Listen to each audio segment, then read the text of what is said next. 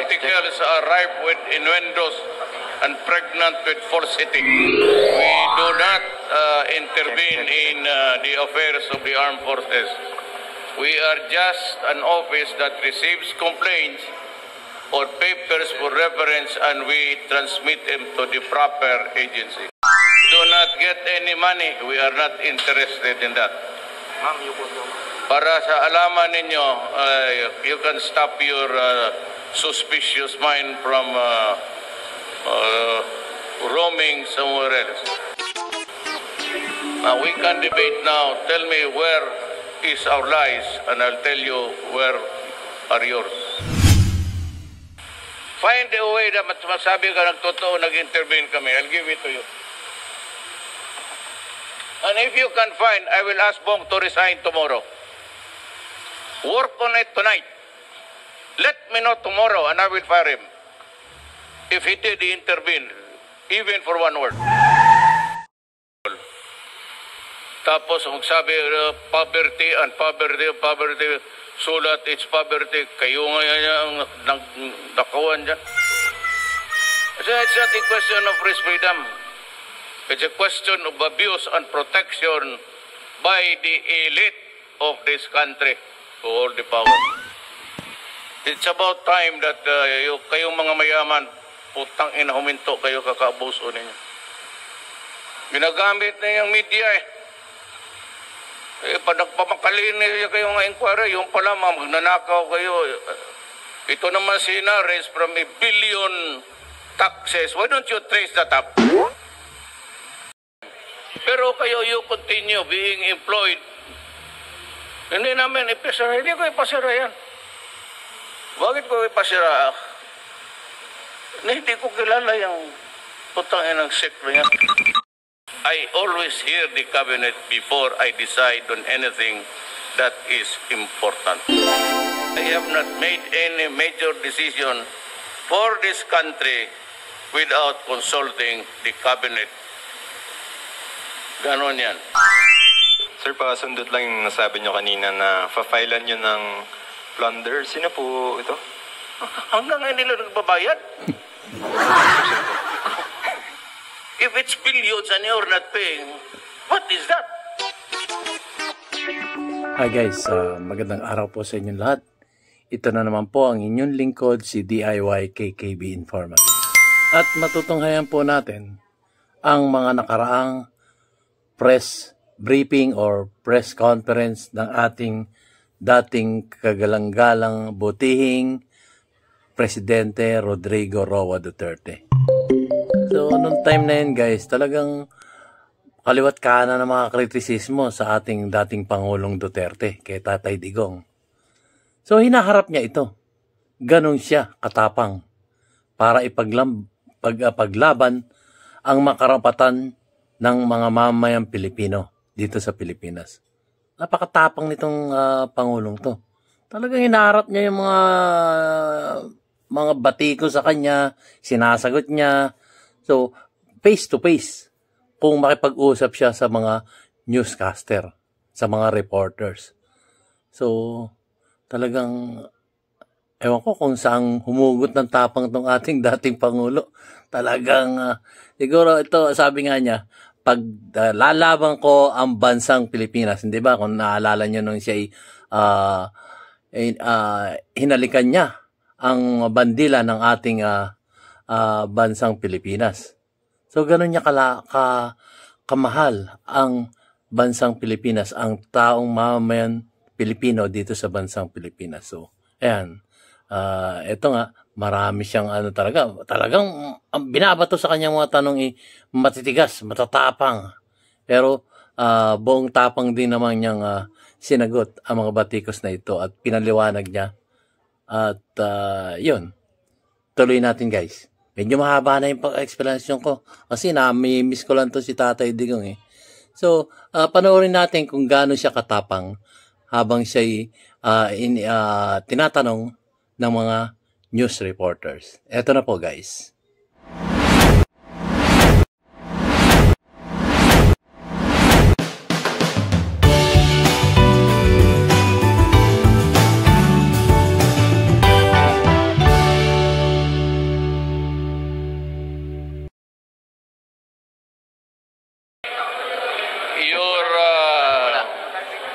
articles are rife with innuendos and pregnant with falsity. We do not intervene in the affairs of the armed forces. We are just an office that receives complaints or papers for reference and we transmit them to the proper agency. We do not get any money. We are not interested in that. Para sa alaman ninyo, you can stop your suspicious mind from roaming somewhere else. But since you are a fake news outlet, then I am not surprised that your articles are also fake. We can debate now. Tell me where is our lies, and I'll tell you where are yours. Anybody? Okay. First question po, Kasi for Pia Ranyada of Rappler. I am asking you, where are your sense of values going? Sir, earlier in your speech, you were saying that the issue with the SEC ruling is not an issue on press freedom.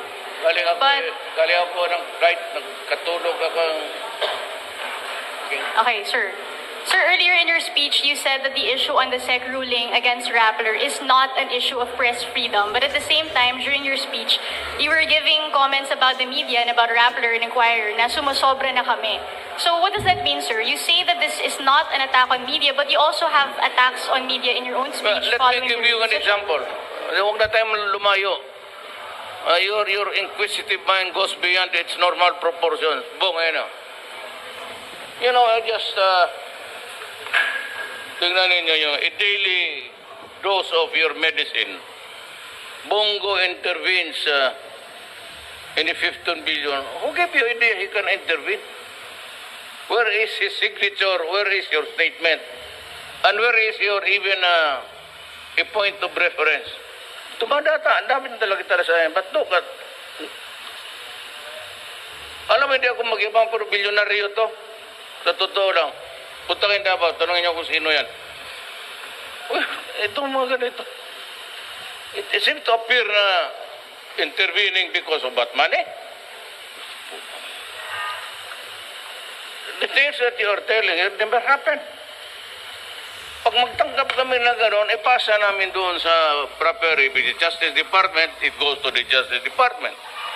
If the subject matter here is about transportation, it goes to Tugade. Sir, first of all, you're digressing from the question. Secondly, we also got SAP Bongo's side before publishing the story. But even So- if it does that, even if I do or I do not know that, tingnan mo yung headline mo. Is that really Sir, hindi po ko a nagsabi. work of a sensible person?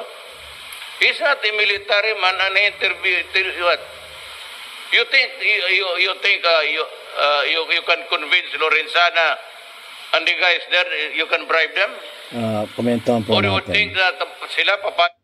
So, yan ang nakita kong presidenteng talagang humaharap sa media. At hindi niya pinipiit yung mga katanungan o nagsasubmit pa ng script kung ano yung mga tanong ng mga media tapos sasabit sa presidente. Nangyari na po yan ng mga nakaraang presidente. Pero sa kanya, wala. Wala isasubmit sa kanyang mga katanungan. Kung hindi, pagdating niyo doon, kung ano yung tatanong niyo, sasagutin niya. Ayun. Kaya eto, may nagkaroon ng issue. So, free kayo para magtanong kahit anong tanong nyo. Mapapansin nyo naman na talagang hindi niya pinipiit yung mga tanong. O ano yung tanong nyo? Tanong nyo lang. Hard-hitting question, okay lang. Sasagutin niya. So, ituloy po natin guys. Nakakamiss lang tong presidenteng to Ito'y humugot ng kanyang tapang sa mga bumoto sa kanya. Mamamayang Pilipino. Una sana. Labo na tayo. Kami ang mag-bribe din the way I talk, the way I've been firing people. Tapos tingnan niyo yung what do you know about also the vote that Bongos intervened? Sir, as far as we're concerned, we've already addressed the issue of fairness on that article. Can you just answer, please, the question? Hindi kita maintindihan.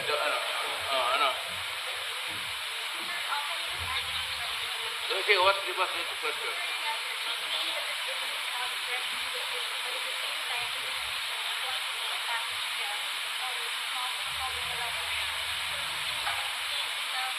I am now explaining even with your article. Find a way na masabi ka nagtotoo, nag-intervene kami. I'll give it to you. And if you can find, I will ask Bong to resign tomorrow. Work on it tonight. Let me know tomorrow and I will fire him. If he did intervene, even for one word. Kasi kayo, tingnan ninyo yung mga article ninyo. Maligaya kayong gawain nyo sa kapwa-tao ninyo yan araw-araw. Just because you have the power of press freedom. The issue here is not press freedom. The way your masters, the elite, yung may-ari niyan, and you are not even constitutionally allowed to go into the media with the pretext of yung repository. What kind of a salam of which is that?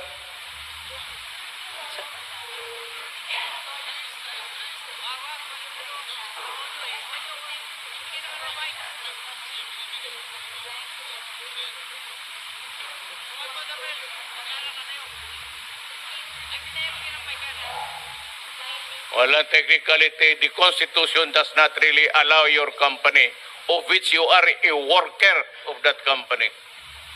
You are a Filipino who has allowed to abuse our country. And you are an active participant of that. Ayan ang mahirap. In the name of the Holy Grail of press freedom. Thank you. Yan ang totoo talaga yan. Thank you, Pia. Next question, Ms. Rose Novenario. Sumobra kayo. Pati ako ilang. You're not only throwing toilet paper, you're throwing shit at us. Ay, sir, good evening Sumobra po. kayo. Talaga. Sir, good evening po. Yung amo mo, anong kaso niya?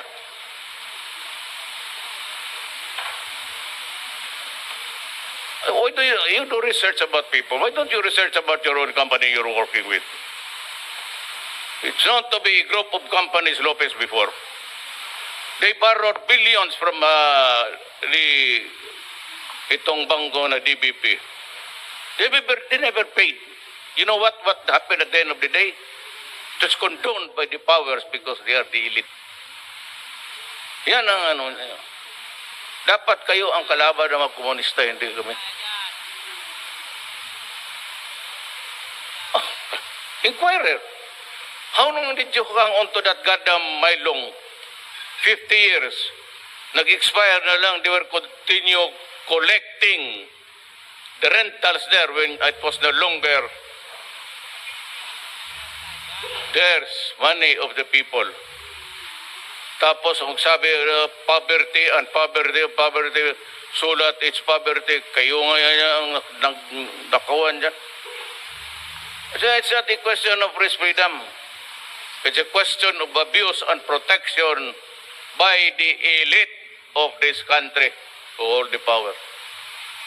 It's about time that kayong mga mayaman, putang ina, huminto kayo, kakaabuso ninyo. Ginagamit na yung media pag nagpamakalin niya kayo nga inquiry, yung pala magnanakaw kayo. Ito naman si Hinares from a billion taxes. Why don't you trace that up? Pagdating kay Hinares, naging 8 million na lang. Kaya sabihin ko sa BIR, ipakuha ko. Karami yung skeleton in the closets. It can contain almost 1,000 warehouses. Ms. Rose. Bastusan. Bastusan tayo. Pero kayong mga yaman, hindi kayo makakalamang sa amin. Wala kayong makuha sa amin. Tignan ninyo, one of these days I'll file a plunder case. Pag pinayag ko plunder case, you will go to jail without a bail. Tignan ninyo. Mga gago kayo. Yung inyong mga reporter, they will be allowed to criticize us. But you go to jail for your crime. or crime. Pero kayo, you continue being employed. Hindi namin ipasira. Hindi ko ipasira yan. Bakit ko ipasira? Hindi ko kilala yung putangin ng sekto yan. Puro Aquino yung trabahante dyan.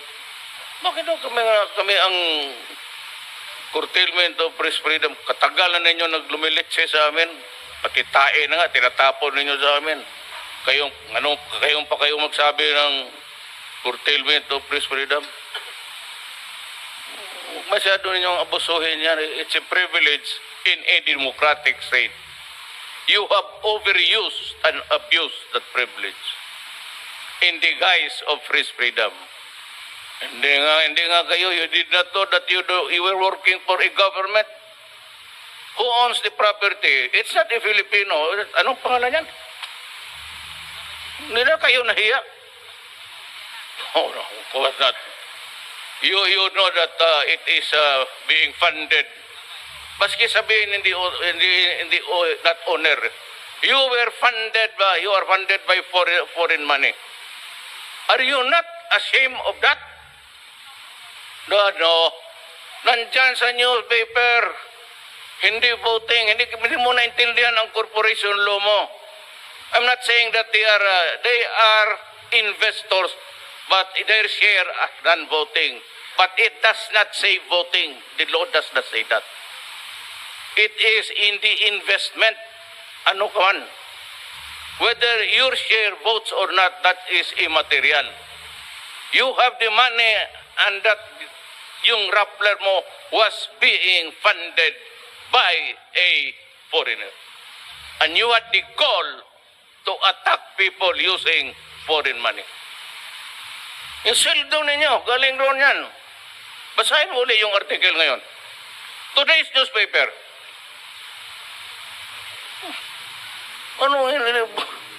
Bakit ka magbuting? No need to vote. You can influence. Kung sabihin mo, I will withdraw my exposure. Saan kayo makuha ng sweldo? Hindi magkausap talaga kayo. Bakit? What do you want? You know, you can always go into a horse deal. No need really to, putang ina yung kumpanya mo, pera ko yan. Although I do not have a say in the management of what Pia Ranada says, but I can cripple your company by just withdrawing my investment in your corporation. Yes, ma'am. Hi, sir. Good evening po. Sir, meron na po kayo napipisil na ipapalit kay dating CHEDCOM Chairman Likwanan? Not yet. I am calling for an emergency meeting. We have a problem with actually law and order. They are all coming in very fast. But one of the important agenda is itong sa CHED because it's a very important, it's a sensitive. I might just get one of them there. Kung sino yung pinakamahusay nila. The existing, if I can find the right person there. Sir, si Commissioner Popoy de Vera po. I really do not know. My administration is always consultation with the cabinet. I always hear the cabinet before I decide on anything that is important. I have not made any major decision for this country without consulting the cabinet. Ganon yan. Even if they are not connected with the Defense Department, it's an open topic for everybody, except to the communists before, who were members of the cabinet. Thank you, sir. Sir? Last Yes, question, Joseph Morang, GMA7. Sir, how are you? Sir, pasundot lang yung nasabi nyo kanina na fa-filean nyo ng plunder. Sino po ito? Hanggang ngayon nila nagbabayad. Sir, sino po? If it's billions and you're not paying, what is that? Non-payment of taxes? Billions? Ayaw mong bayaran? Kaya mabutit binatawa nila yung Maylong, talagang yayariin ko sila dyan ng plunder. Papareho yan sila. This seems to be the elite and company. Noon pa yan, estudyante pa, sumusubra talaga yung mga may-ari noong, mga may-ari ng wine company, may-ari ng puro sila. Sino may mga ari niyan? Mga may-ari ng maraming Sir, baka kasi malibel kami kung kami magpapangalan. Gusto mo pangalanan ko? Yes, sir. You wait. Okay. Pero tandaan mo, I want you to have a copy kung sino yung may may-ari ng mga itong PLDT, Globe, lahat. Itong mga malalaking kumpanya, mga department store. Hindi nyo alam yan. And they have media access because they owned it. Ako lang ang nagputang ina sa kanila kasi sabi ko wala kayong makuha sa akin. May hindi ako sinali. Yan. Tingnan nyo ating dating Pangulong Digong. Matapang talaga yan. Talagang mapa-ultimo pa bati ko sa kanya. Sinasagot niya. Tapos yung mga negosyanteng abusado, kanyang pinupuna rin. Dahil kasi nga doon sa mga tax na dapat sana'y mapapakinabangan ng isang bawat Pilipino dito sa Pilipinas. Talagang todo pagtatanggol niya. Pero, ang wala sa kanya, yung nangurakot siya sa ating gobyerno. Kung merong kurakot, sa dami ng mga newscaster na yan, sa dami ng mga kritiko niya. Sana'y nakakuha sila ng isang pirasong ebidensya at yun ang pagsisimula ng kanyang kaso patungkol sa corruption. Ang ibinabato niya palagi ng iba dito kagaya ngayon. Yung patungkol dun sa papapasokin ng ICC. Noon pa pala yan, guys. Ngayon natin nakita na yan pala yung pang mga Nograles dun sa Davao. Yun daw nagsimula, ayon sa ating dating Pangulong Digong. So yun, may nakakalaman tayo dito na mga nakaraan in the past na talaga namang hinaharap ang bawat batiko sa kanya. Napakatapang po na tao na meron siyang konsensya rin naman. So ituloy po natin, guys. Look, sabi ko, even if it is true or not, you got it illegally, you can assert this an evidence. Whether it is true or not, yung sabi billion, whether I admit it is true or it is not. Hindi nyo magamit yun because you stole it from the equipments of government. That is not allowed by law, and that can only be done by people who are running this country because they are backed up with money and the media to destroy it. Sir? Yung media can destroy you. But pagka sabi ko, pag ganunin ninyo ako, putang ina, bababuhin ko kayo. Kasi alam ko. Ngayon, kita mo kay Preto. Alam ba ninyo? Kay Rufino. Noon pa yan. Did you know na wala nang rental? Sila pa rin. But they were criticizing government people as if we are the villains. Yeah. Sir, pasundot lang ng isa. Tama bang Hindi ako papayag ng gano'n. Bababuyan ko kayo ng babuyan. Putang ina ninyo. Mga litse kayo. Sir, tama bang perception po yung sinasabi ng iba na the media... Kayo, huwag kayo ma-insulto. Hanggang sweldo lang kayo. Hindi nga ninyo alam kung saan. Sir, tama po ba yung perception na sinasabi ng ibang kritiko na if a media entity is very critical of you, you can and you will run after? Lahat yan. Kasi, especially ERAP, mayroon ba doon si ERAP na dumapo yung langaw? Nakuha ninyong picture, pinalaki ninyo. What kind of a son of a... what was your sense of fairness there? Kung yung mukta ng may-ari ng ano ninyo, hindi nyo nakikita yung langaw, dumapo lang sa inyo, pinalaki pa ninyo. Yung mag-ganon na style. Sir, kaya gusto ko silang makita minsan. I hope that I will meet them by accident or mabuti yung nandiyan kayo. I'm not threatening anything. But I would relish the moment kung makita ko yan sa harap-harapan. At sana nandiyan kayo para makita ninyo kung ano ang asta ng mga amo ninyo. Sir, just one last. What is your position or what do you think of critical reporting on your administration? Sanay ako dyan, Ate. Okay. Alam mo, ang kalabang ko noon, alam mo sino grabe. Ayun. Siya nag-umpisa na yung DDS na yan. Mm. Every time sa Davao may mamatay, baski sa aksidente, may magkuha ng picture and they compiled it. Mm. Alam ko yun, but I never filed a case against him. Yun. He filed a case several against me pagdating ng Supreme Court pagsak. Because hindi, hayaan mo para matuto ang lahat ng Pilipino. Yun pala. Sino yun. ba? Sir, you don't mind critical reporting? Hindi naman ako kasi hindi naman totoo. Bakit magsakit ba ako? Look, I cannot run again.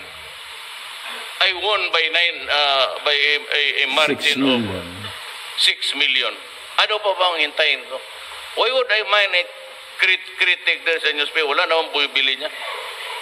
Wala namang nakikinig yan sa mga radyo. Kasi alam ng tao, hindi totoo eh. At saka ako, pag sinabi ko, gagawin ko. Pag sinabi ko, ilan lang, korupsyon, o buto lahat, drugs, o sabi ko na, ubusin ko. Kayo na naman puro file ng palit ng mga... sabi ko, I will deal with the enemies of the state. Ito, kita mo yan, ang nangyari sa amin. Sila na ang pumupunta. Wala. But I continue to talk with the MIMS because I do not want a war in Mindanao. Kung walang mangyari kasi dyan, puputok ang Mindanao. I'm telling you now, for the information of the public, if nothing happens there, if we cannot concede a certain concession, either territory or powers over the resources, nauna sila sa Mindanao. Sila yung tao doon. Ikaw pagka-Kristyanos ka, you are not from Mindanao. You are a descendant of a Christians who ventured to Mindanao a very long time ago. Yan ang totoo din. Any more? All right? Hi, Sir. Gutierrez. Good evening. Sir, I just want to be clear on your narrative that media entities in the countries, especially those who are critical of you, are being controlled by their owners, the oligarchs who are out to get you. Just want to be clear on that, sir. No, hindi, I'm not critical, but it's yung mga, ito nga, ito. Sana yun? Kaya, i-research mo nga mabuti kung saan mo nakuha, nag-intervene si Bok. Yan, you prove it to me one word and I will tell them to resign. Pero for your information, mayaman to. They own the biggest printing press in Mindanao. May newspaper rin ito. Kaya kung sabihin ko, atakihin ko sa probinsya, patay kayo. Dito lang kayo sa Manila, sa probinsya, binabakbakan ko kayo. Ayan, gano'n, wala yan, pabili lang yan, gano'n. Yan doon, kung anong sinasabi namin, totoo, dito, totoo. Well, I said, I want the presidency. Wala akong tao, wala kayo. Pati kayong media, kalaban ko, puro basura kayo, binigay ninyo sa akin. Now, ngayon, ayaw pa ninyong matalo, nananalo na ako, sige pa kayo. Di, palabas kayong baho. Natin lahat. Huwag lang amin.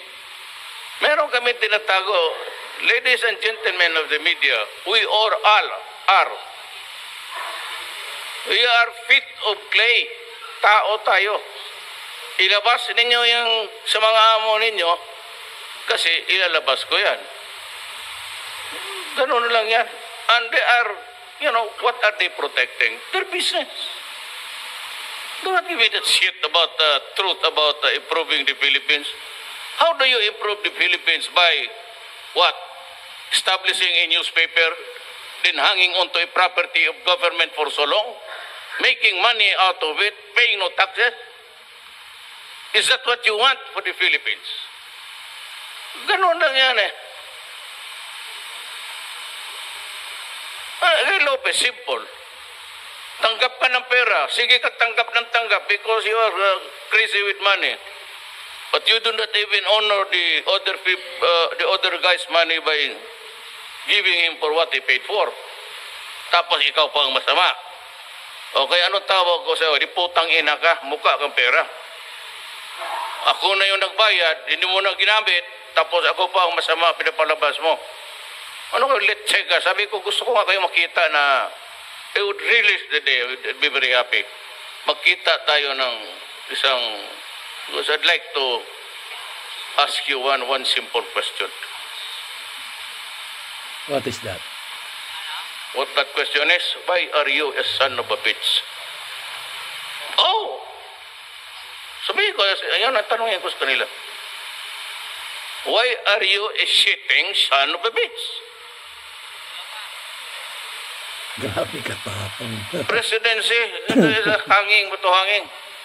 Grabe. You come up with the federal setup because that is what I promised to the Moro people.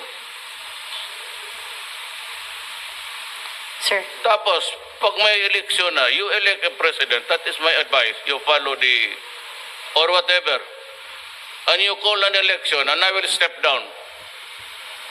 Hangal lang sabi no, itong mga gagong, yan na, hindi raw ako baba. Sino ay sabi sa inyo, bakit? Ganon ako ka. Ayan. Malambasa itong mga putang ito, nasanay sa gusto nila. Diba? Ayan yung sinasabi niya dito. Kasi may nababalita nun guys na parang nagbabalak siya na hindi na siya bababa pagiging presidente. So, sinabi niya hindi pa pwede yun. Kailangan magkaroon ng susunod na presidente. Yun ang malinaw na malinaw sinabi niya. So, yung mga nagkikriticize na gusto lang niya manatili sa presidente. Hindi na, ngayon niya napatunayan, hindi totoo yung mga bali-balita na yun. So, ito siya ngayon, isang normal na citizen. Kumbaga, hindi na siya presidente. Parang pangkaraniwan na lang isang mamayan ng bansang Pilipinas. Di po ba? So, dito niya napatunayan yung mga ugong-ugong nung panahon na yon na pinatunayan niyang hindi totoo yon. So, ituloy po natin guys. Ito, isang matapang na presidente na talagang wala. Ito lang nakita kong presidenteng ganito. Uy, nasaan ka na? Sir. Yung mga lahat ng mga magbubukid, yung mga mahirap, wala kaming prinsipyo, sila lang. Anak ng putang ina. You pretend to be the intellectual giants. Sir. Last question na lang, sir. Sir, is this a message also to other news outlets in the Yung Philippines? sila ang na presidente, pumutok yung Marawi. Kung siguro, baski buntot ni magpakita doon. Sige. Sir, is this a message also to other news outlets in the Philippines that if you continue to be critical of the... But, nababaw siya. Sir, is this a message to news outlets in the Philippines that if you continue to be critical of the administration, the same thing will also happen to you, like what happened to Rambo? Look, why should you complain if I am critical against media? Are you not critical of me? Yan, pala yan. Kaya nga, kung kayo mag-criticize, okay, kami hindi. Ayan. Pala yan. Kagaya nitong, itong komunista, sige revolt. Mass liberation, whatever. Kung ang magsabi, kung ako ang mag-revolt, revolutionary government, everybody starts to yak until kingdom come. Alright, thank you po, Mr. President. Maraming Diba? Diba nakita niyo guys? Ito, panahon ko na Haba niya mag-press conference. Hindi kayo. Alam ko, Yan ang presidenteng umaba ang press conference. Kada press conference. After all has been said and done, deep down sa pagkatao natin, magkita tayo, I can embrace you, I can shake your hand. Putang ina na. Sampal ang makuha mo sa akin. Magkano naman ang sampal? 25 pesos? Tangina. Tayo, alam natin.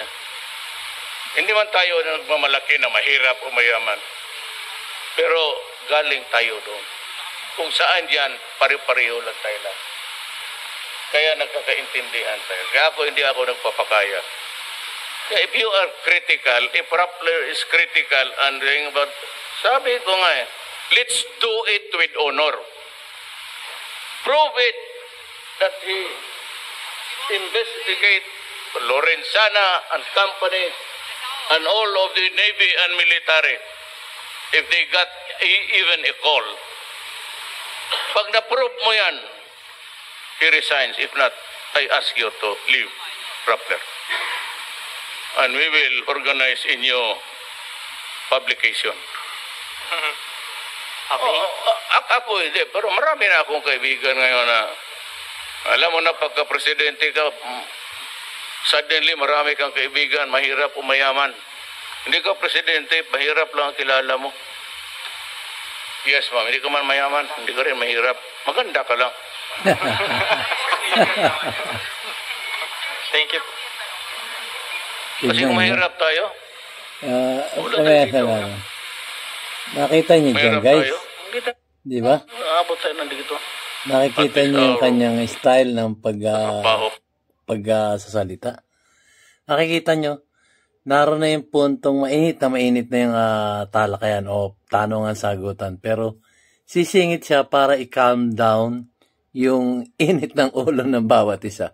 Mapamedial man yan o sa kanyang sarili o sa kanyang mga gabinete na nasa likod niya, including si Senator Bongo, hindi pa senador niya that time, pero bigla naging senador kasi gawa nga nito yung pagbabati ko sa kanya, kaya sumikat tuloy siya. Ayan tuloy, senador na siya ngayon.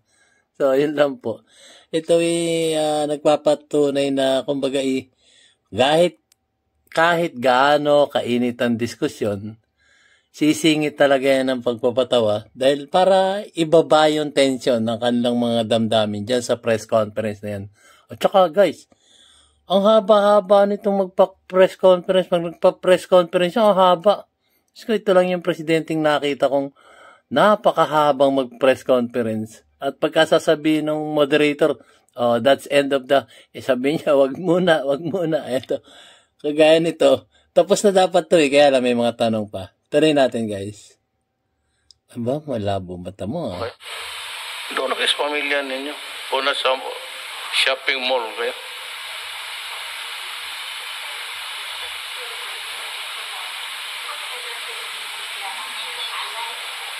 Alay. Hindi naman lahat Lahat ng yung hindi ko binanggit, lahat akin yan. In the sense that they just tell the truth. Sa akin naman, you want my friendship? Yes. Have I ever asked anybody of you in my entire life na ito, pag-usapan mo to, explain mo sa kanila na have I ever done that? In my life, including nasa Davao pa ako, na may sinabi ako na, oh sige, ako ang nagagastos sa atakihin mo yan sa Ako, sinabi ko sa kalaban ko, putang ina ka pag nakita kita, sasampalin kita. Alam mo kung sino yan? Kung hindi kita mabaril, putang ina ka. Hanap siya ng reglo. Kasi makita kita sa airport o dito, sampalin kita. Dali mo lang magtakbo dyan, maliit man ako na tao. Kasi ang mahirapan, kasi malaki. Yun. Ang aking ibig sabihin ay Ano. Sige. Do it moderation. Do it with moderation. And do not use words that tend to cast aspersion on the character. Kasi yung mga yan, may mga anak yan. May mga kaibigan. And just because we are in government, they think that, kaya ito yung media, they think that we are already hungry for money. That ganon. Mamaya hindi kami dineclare. That's our business. Hindi naman namin nanakaw yan. Ngayon, sabihin ninyo, makuha kayo, magwarawara kayo. Saan ninyo kinuha yung basura na yan? Someday it will come. Maybe after my presidency. Ako naman, abogado. May nagkamali ako, centavos dyan. Okay. Plead guilty. Probation. Less than 6 years later, you go out of prison. Wala nga. Ano ba problema sa akin? I can mix it with the mga preso o doon ang babalik ako sa kahirapan ko noon. Alam mo kami, walang mayaman pumuntang Mindanao, puro mahirap yan. But they just don't believe that you are not, para bang palabas nila na wala kang pag-asa, kaya ikaw taga Mindanao o mahirap ka, hindi ka na makakuha ng at least the comfortable things in life. Why would my father and mother, my mother is a Mindanaoan. Why would he venture there to practically hack the forest of the road? Yung magdandahan yung mga gano'n na salita na intervenes, lalo na yung mga sail ng barko, baka sabihin ng mga tao na putang ina, korupsyon na naman to. Kaya ko kang bastusin yung putang inang IBS, yung grappler pati kung meron ako. I do not have to cover anything because you can dig the entire cemetery of lies and not find it. Thank you. Thank you po, Mr. President. Thank you, members of the media. That ends. Babalik ako sa politika.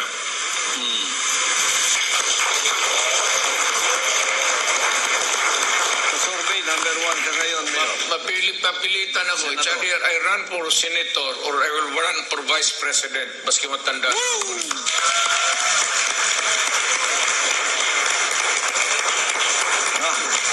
Kung si Inday ang mga presidente, okay lang. Simple lang naman yan. Yan po guys, so natapos na yung press conference. So natunghayan nyo kung gaano katapang yung dating Pangulong Digong. Talagang hinarap niya ang bawat katanungan ng mga reporters dun sa press conference na yon. At ang kagandahan lang yan, walang pilian ng tanong. Kung ano talaga yung nasa loob ng reporters, yun ang kanyang sinasagot. Wala yung pipiti mo pa, kailangan i-submit mo pa yung mga questionnaire mo para lang sa ganun. Alam ng presidente kung ano yung sasagot niya. Ito hindi. Talagang open yan. Pagdating ng press conference, simula na tayo, tanong na kayo. Ganun po ang nakikita natin sa ating dating Pangulong Rodrigo Roa Duterte. Napakaganda. Nakakamiss lang yung biglang, may news conference. Talagang dali-dali ang mga tao pupunta agad sa telebisyon, makikinig, manonood, o kaya sa internet, sa YouTube, sa Facebook. Talagang, kumbaga, talk of the town tong ating Tatay Digong nung panahon na yon. So, pag may issue, sinasagot niya. Kung limbawa ay matindi-tindi, press conference agad yan. At para sagutin niya at ibigay niya kung ano yung mga totoong issue ng ating bansang Pilipinas. Ganon po siya katindi. Baka sabi ko katindi ba? Ganon siya katapang para ipagtanggol kung sino man yung dapat ipagtanggol at laitin kung sino man yung dapat laitin. Ganon po siya. At sa panahon ng korupsyon, wala naman kasi nakita eh. Wala silang mailabas na ebidensya eh. Including now, wala naman silang makitang ebidensya. Maliban lang dun sa ipinararatang sa kanya, yung nagsimula kay sinasabi niya, kinuwento nga niya kay Nograles, yun yung simula bumabato na ng putik sa kanya at napunta na sa korte, pero wala rin. Hindi rin nanalo yung kasong yun. Di umano ayon sa kanya. So, nakakamiss lang talaga. Susundan ko pa tong gantong vlog kasi nakakamiss eh. Nakakamiss yung isang pangulo nagpe-press conference at sinasabi yung kanya. Talagang Hindi siya nananahimik. Hindi siya nananahimik. May issue sa kanyang mga gabinete, may issue sa kanyang sarili, at sa panunungkulan niya bilang isang presidente. Hindi siya nananahimik. Sinasagot niya yon. Kada issue. Ganoon katindi itong presidente, ito, dating presidente, Rodrigo Roa Duterte. So, hanggang dito na lamang po guys. At maraming salamat po sa panunod ng aking Momontim Vlog. Ito po ang inyong lingkod, si DIY KKB na nagsasabing, keep safe, God bless, and you have a great day. See you on my next vlog guys. Nakakamiss talaga to si Tatay Digong. Thank you. Maraming salamat po. Babalik ako sa politika.